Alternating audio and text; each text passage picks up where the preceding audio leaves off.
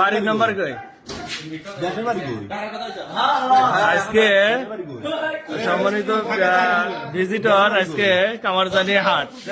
এই কামারজানির হাটে সকালবেলা এরা এরকম জাল টাকা নিয়ে কামারজানিতে আসে বিভিন্ন দোকান থেকে বিভিন্ন রকমের মাল নেয়, দাম দর কোনো কিছু করে না এবং সেখানে 1000 টাকার নোট দেয়। এইভাবে 4 দোকান থেকে এরা মাল নিছে। নেওয়ার পরে এই সে হচ্ছে জাল টাকার ব্যবসায়ী কামারজানিতে ঢুকছে।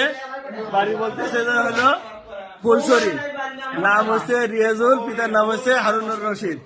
কিন্তু তার কাছে আমরা হলো এখন পর্যন্ত জাল টাকা পাইছি এবং যে যে দোকানগুলোতে টাকা দিছে সেই দোকানগুলো থেকে আমরা জাল টাকাগুলো উদ্ধার করছি।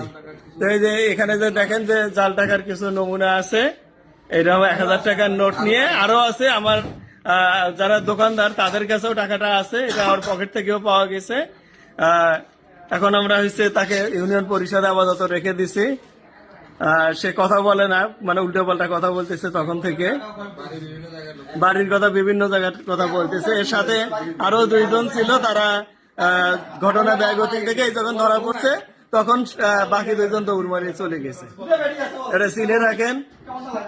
আর যে সুন্দর চেহারা দেখেন, সেই কি সুন্দর মজা করিয়ে জাল টাকার ব্যবসা করতেছে। 1000 টাকার নোট দেখতে যায়। কামারজানি বাজার অনেক সহজ সরল মানুষ আছে, বিভিন্ন দোকানদার আছে, সেখানে ওরা এই ব্যবসা করবে।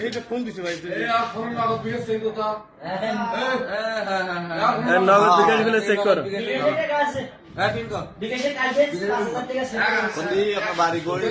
ওই কেমনে জানে